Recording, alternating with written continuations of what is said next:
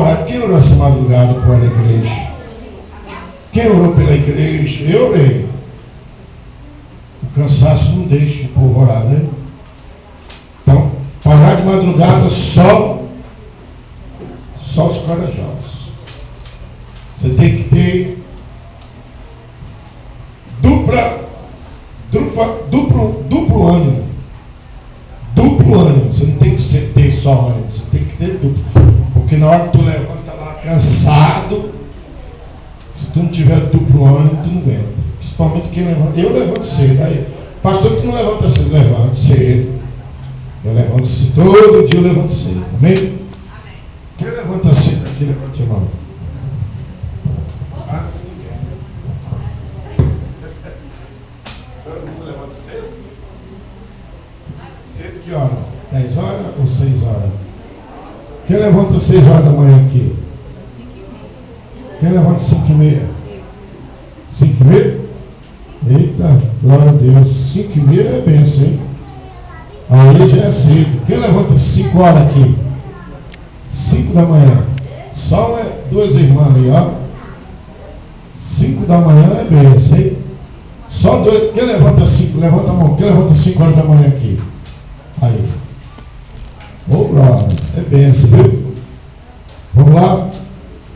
De madrugada eu estava orando, senti que alguém me tocou. De madrugada eu estava orando, senti que alguém me tocou.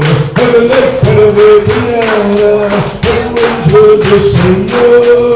Olhei para ver quem era, era o anjo do Senhor. Desce fogo e desce poder, quem estiver ligando vai receber. Desce fogo e desce poder, quem estiver ligando vai receber. Eu vi, era o anjo da espada de fogo. Eu vi, era o anjo da espada de fogo. Fogo nos pés era fogo nas mãos, fogo na cabeça era fogo de Jeová. Fogo nos pés era fogo nas mãos, fogo na cabeça era fogo de Jeová.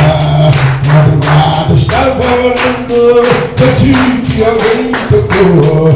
Madrugada estava orando, quero ver. Olhei para ver quem era o anjo do Senhor. Olhei, vamos lá.